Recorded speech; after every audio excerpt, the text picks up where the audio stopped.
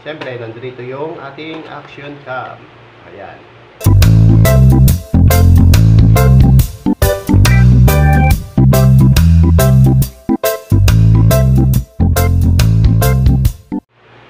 Hello guys, no? Magandang umaga nga po ulit sa inyo, no? At meron po tayong bagong biling Supremo Ace 4K dual display. I-reveal po natin ang mga accessories na ito. At syempre, susubukan din natin to after natin may review si Supremo. Unbox na natin.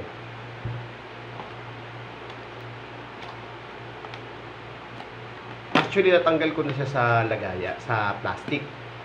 Galing kay Flash. At ngayon, syempre, ito yung first box niya, si Supremo. Supremo, dual cam siya. At syempre, yung pangalawa,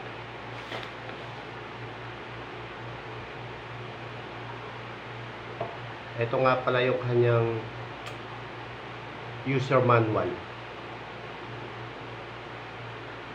At syempre, yung kanyang stickers na galing kay Supremo. Dalawa siya.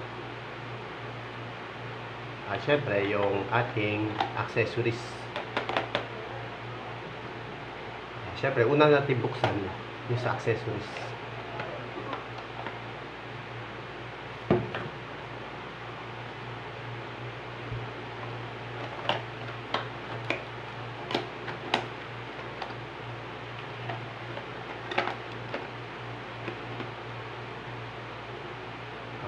Meron siyang X-frame para dun sa action cam natin.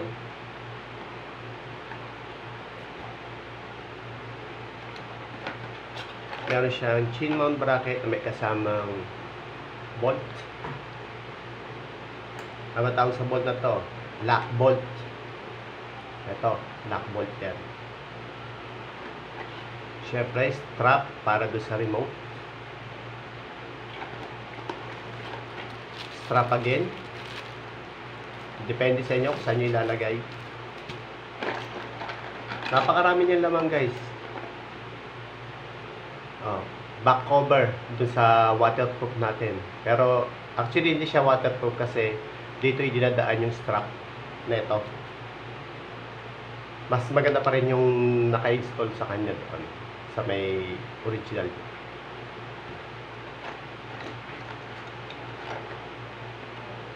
M3 adhesive. Makapit to lalo na pag iniinit mo siya, pag idinikit mo, para masyadong tight siya dun sa pagkakadikit niya, kung saan mo masyadong gusto idikit. Bracket ulit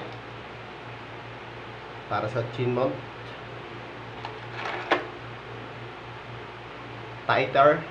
Actually, hindi naman natin to nagagamit. Itabi lang natin.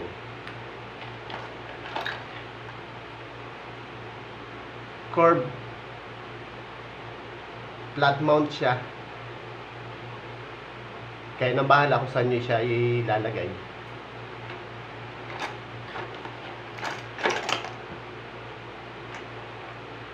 Handlebar mount.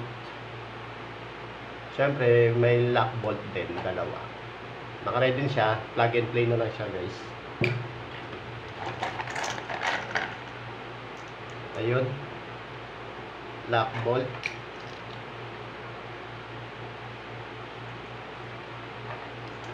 Sa sa chin mount mo to ilalagay.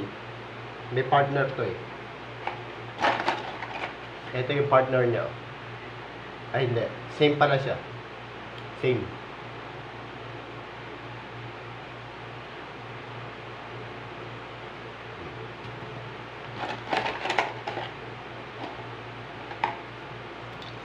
Flat mount din.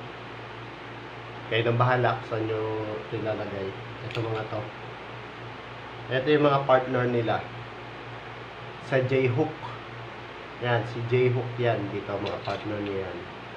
Ito, bracket din, chin mount.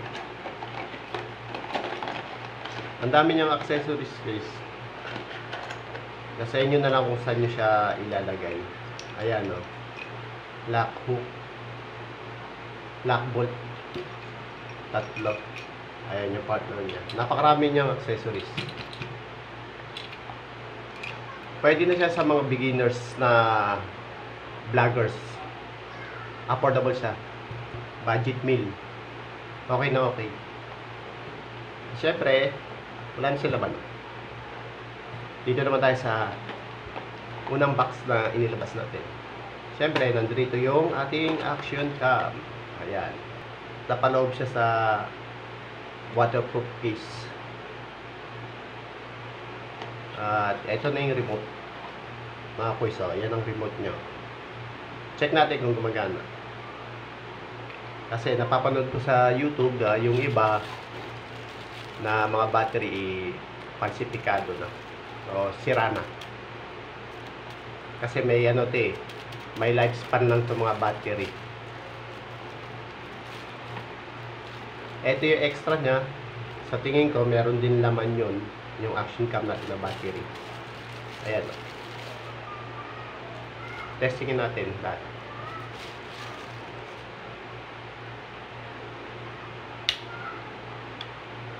Makinis oh. May cover siya. Ayan. Oops, eto na ang ating action cam. Ayan siya. Napakaangas. Para siyang branded na action cam. Tulad ng mga branded oh. Sarap niya hawakan. Rubber na rubber siya. Hindi siya basa-basa madudulas sa kamay mo kasi makapit. Tignan natin. Battery. Okay, good. Check. Okay, good. Supremo.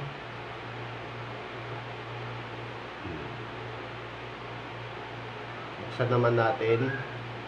Kaya di wifi na rin siya. Alam ko may ida-download ka na apps doon sa kanilang QR code na nababagay dito para makita mo siya sa cellphone. Open natin. Etong M, yung open camera. Okay, good. Indicate ka agad siya. Supremo, legit. Okay, yung ganda oh. Ganda. Sa settings, yung okay ang pipindutin. Hindi siya touchscreen guys ha. Dito mo pa rin siya i-move sa arrow. Up and down arrow. Yan. No files, ibig sabihin walang memory. Wala siyang memory binigay guys. Wala siyang memory. Try natin. Naka 1080 p na siya. Tapos 60 fps yung video niya.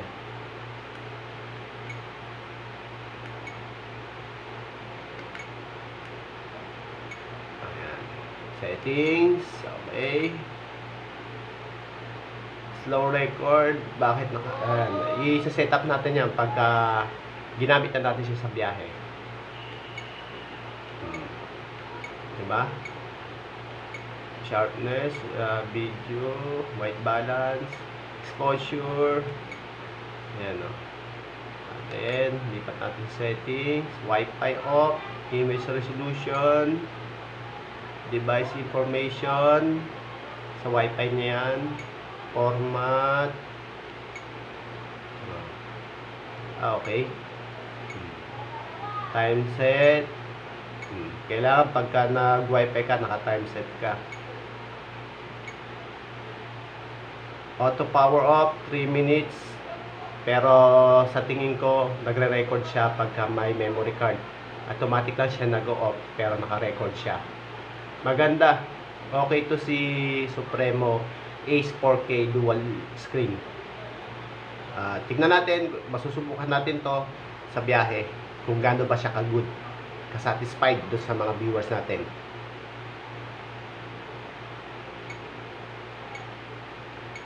Okay, LED on. Light frequency, auto. I-set up natin siya guys pagka bumiyahe tayo. Madali lang naman siya, easy to operate naman siya. Hindi ka mahihirapan. Kasi marami siyang words. Kung anong gusto mo, kung Chinese ka ba, Japanese ka ba, ikaw nang bahala.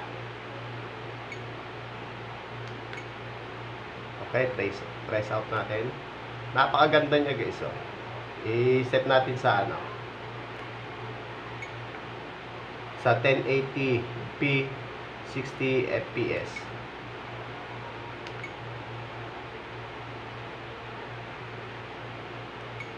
Ito siya.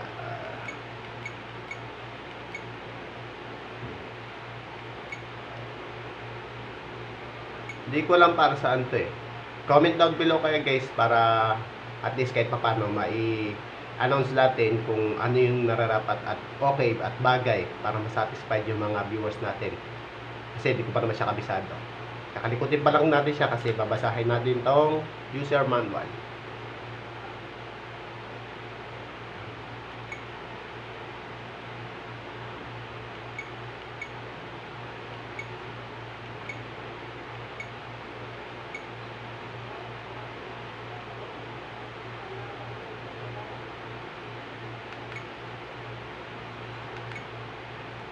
Pero ang ganda niya, oh. Wide siya. Naka-wide siya. Naka 170 angle lang siguro to, degree. Ang ganda, oh. Ang ganda, oh. Kahit pukpukin mo siya, oh. Sa tingin ko, naka-on, naka-stabilize na ito. Naka-stabilize na siya. Maganda, guys. Subukan natin sa biyahe.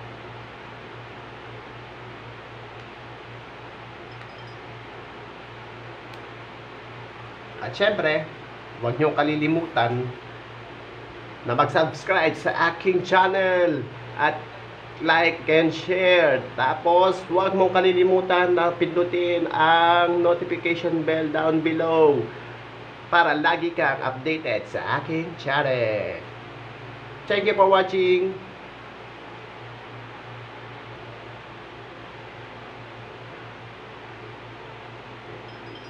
At syempre guys, pwede mo na siyang ilipat sa harap. Hold mo lang to, down arrow. Ayan, pag naganyan na siya, nasa kabila na siya. Ang ganda. Ang ganda. Okay. Ayos. Okay. Balik mo lang ulit siya sa dati, ganun din ulit, down arrow. Sa kabila na siya. Kung gusto mo makita, pag magbablog ka, yung sarili mo, pwede mo siya ilipat. Hindi ka na mahihirapan mag-spot-spot pa. Okay. Salamat.